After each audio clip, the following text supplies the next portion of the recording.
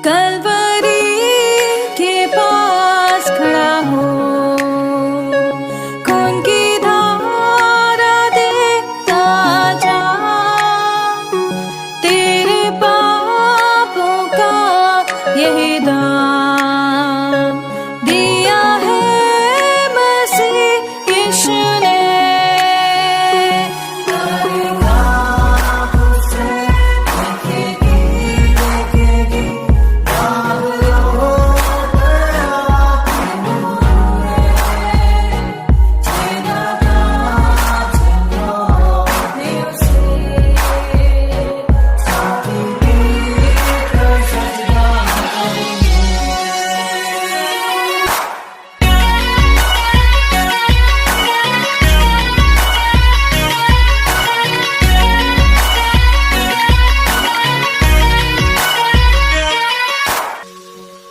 ये हुआ सब तेरे लिए, तूने भी उसे छेड़ा था, फिर भी प्यार से वो बुलाता, जाता क्यों नहीं तू उसके पास, फिर भी प्यार से वो बुलाता, जाता क्यों नहीं तू उसके पास।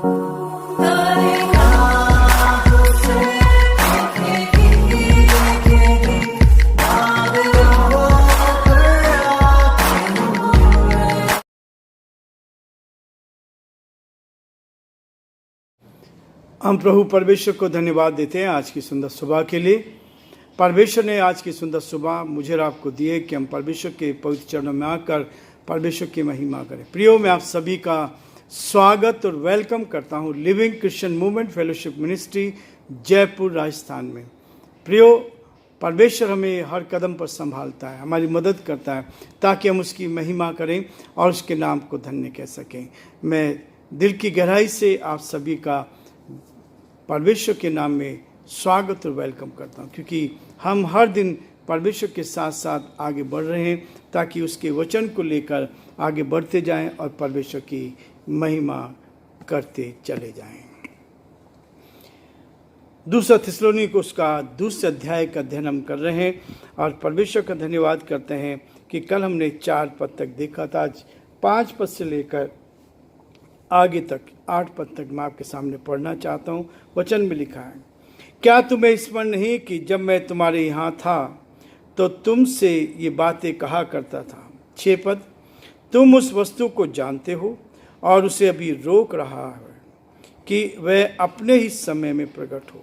7 पद, क्योंकि अधर्म का भेद अब भी कार्य करता जाता है, पर अभी एक रोकने वाला है और जब तक वह दूर ना हो जाए वह रोके रहेगा। 8 पद, तब वह अधर्मी प्रकट होगा जिसे प्रभु यीशु अपने मुंह की फूंक से मार डालेगा और अपने आगमन के तेज से भस्म करेगा। परमेश्वर अपने इस वचन के पढ़े और सुने जाने पर आशीष दे। हम प्रार्थना करेंगे। धन्यवाद और स्तुति के योग्य हमारे सामर्थ्य परमेश्वर, प्रभु यीशु मसीह के जीवित और पवित्र नाम में आपके चरणों में झुक जाते हैं। हम आपको धन्यवाद देते हैं, हम आपकी स्तुति करते हैं, आपकी प्रशंसा करते हैं। आप हमारे महान प्रभु, दयालु पिता, विश्वास के योग्य परमेश्वर, अद्भुत उक्ति करने वाले प्राकरणिक परमेश्वर, हम आपकी तारीफ करते हैं, हम आपकी प्रशंसा करते हैं कि आपने हमें संभाला और हमें दिन दिया, इसके लिए हम धन्यवाद देते हैं। प्रार्थना करते हैं आपका हाथ हमारे साथ बना रहे, हर परेशानी, कठिनाई, दुख, मुसीबत से बचाएं, अंधकार की ताकत से बचाएं, शैतान की चालों से बचाएं। हमारे सारे श्रोताओं के लिए, सारे भाई बहनों के लिए हम प्रार्थना विनती करते हैं आपका दया का हाथ साथ बना रहे, ताकि सारी परिस्थिति में हे परमेश्वर आप ही का नाम ऊंचा किया जाए। बड़े आदर के साथ, दीनता, नम्रता के साथ इस प्रार्थना को अपने प्रभु, अपने उद्धारकर्ता यीशु मसीह के नाम से मांगते हैं, आमीन। प्रियो, प्रभु का वचन चाहता है कि हम परमेश्वर की महिमा करें। आज का जो मुख्य विषय है, मरुस्थल या अदन की वाटिका। मरुस्थल या अदन वाटिका। परमेश्वर का वचन भी इस बात के लिए कहता है। रोमियो उसका 5 अध्याय 19 पद में कहता है, एक मनुष्य की अनाज्ञाकारिता से अनेक पापी ठहराए गए। एक मनुष्य की अनाज्ञाकारिता से अनेक पापी ठहराए गए। रोमियो में इस बात को स्पष्ट किया गया है। और यहाँ पर भी परमेश्वर का वचन मुझे और आपको इस बात के लिए कहता है, सब पापी हो गए, सब पापी हो गए। एक मनुष्य ने पाप किया, पहले आदम ने पाप किया और वहां से सब पापी हो गए, क्योंकि पहले मनुष्य ने जो पाप किया था, आदम ने परमेश्वर की आज्ञा का उल्लंघन किया। जब उसने आज्ञा का उल्लंघन किया और आज पूरी दुनिया में सब लोग पापी बन गए। लेकिन परमेश्वर ने ऐसे नहीं छोड़ा, फिर से प्रभु यीशु मसीह को संसार में भेजा, और न केवल भेजा परंतु उसने मेरे और आपके गुनाहों के लिए अपना बलिदान किया, क्योंकि लिखा है बिना बलिदान के मोक्ष प्राप्त नहीं हो सकता है। यीशु का बलिदान जो हमें क्या करता है, मोक्ष देता है, शांति देता है, तसल्ली देता है, और इसलिए उसको भेजा गया है। इसलिए कि द्वितीय आदम मसीह जो है ने पूर्ण सिद्धता से परमेश्वर की आज्ञा का पालन किया, परमेश्वर की आज्ञा पालन किया। हम सब परमेश्वर की दृष्टि में धर्मी बनाए जा सकते हैं। हम सब परमेश्वर की दृष्टि में धर्मी बनाए जा सकते हैं। और यही है मेरे लिए आदम अनुकूल परिस्थितियों में रहते हुए असफल रहा, जबकि यीशु हर प्रतिकूल परिस्थिति में, हर विपरीत परिस्थिति में, परीक्षाओं पर विजयी रहा। और इस बात को हम देखते हैं कि शैतान को हराया और हमें मौका दे दिया ताकि हम स्वर्गीय राज्य में उस मोक्ष को प्राप्त कर सकें। यह हम सब के लिए आनंद की बात है, खुशी की बात है कि हम उसके साथ रहकर परमेश्वर की महिमा करें। दूसरा थिस्सलुनीका का 5 पद भी इस बात को कहता है, क्या तुम्हें स्मरण नहीं कि जब मैं तुम्हारे यहाँ था तो तुमसे ये बातें कहा करता था। ये सारी बातें कि एक मनुष्य के द्वारा पाप इस दुनिया में आया और इस पाप को लेकर पाप का परिणाम मृत्यु है, लेकिन परमेश्वर ने हमारे ऊपर दया की और हमें अपनी संतान बना लिया। 6 पद कहता है, तुम उस वस्तु को जानते हो जो उसे अभी रोक रहा है कि वह अपने ही समय पर प्रकट हो। यीशु मसीह संसार में इसलिए आया कि वो पापों को अपने ऊपर उठा ले। जो पाप मैंने किए थे उन पापों को उसने अपने ऊपर ले लिया ताकि हम जीवन पाएं और बहुतायत का जीवन पाएं, अनंत काल का जीवन पाएं। और अनंत काल का जीवन ये है कि हम सदा तक उसके साथ रहें।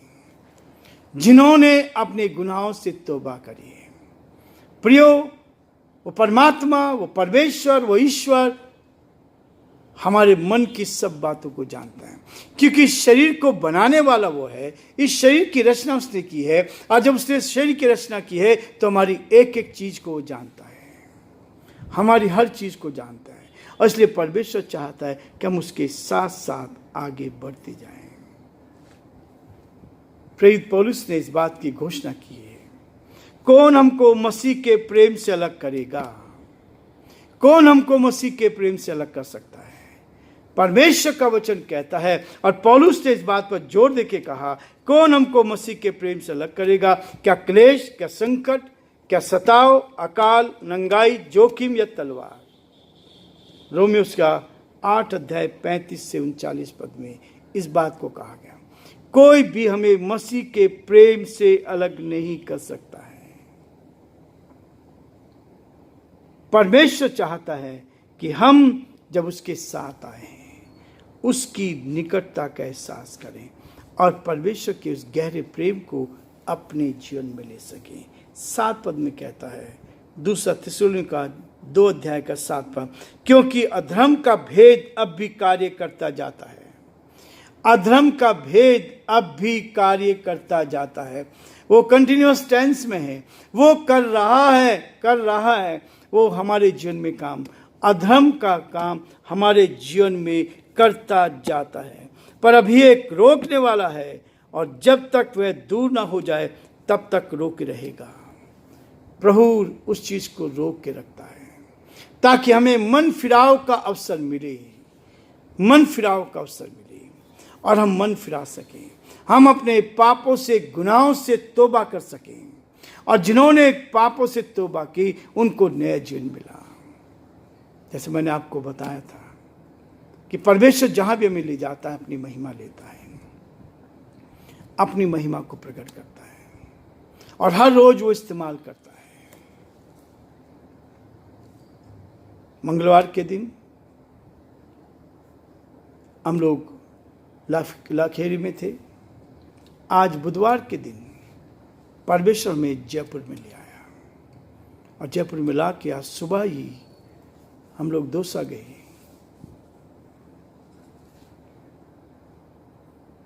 सचिन पायलट के पिताजी स्वर्गीय राजेश पायलट साहब का 2000 में देहांत हुआ। एक्सीडेंट से उनकी मृत्यु हुई, लेकिन आज उनको 25 साल हो गए हैं। लेकिन परमेश्वर का वचन कहता है, तुम्हारा मन व्याकुल ना हो, तुम परमेश्वर पर विश्वास रखते हो, मुझ पर भी रखो। मेरे पिता के घर में बहुत से रहने के स्थान हैं। आज इस संदेश को वहां देने का मौका दिया कि हम परमेश्वर के इस वचन को एक दूसरे पर, हजारों की भीड़ थी, करीबन 15 से 20 हजार लोग वहां पर थे। परमेश्वर अपनी महिमा के लिए इस्तेमाल करता है ताकि हम उस बड़े कार्य को अपने जीवन में देख पाए।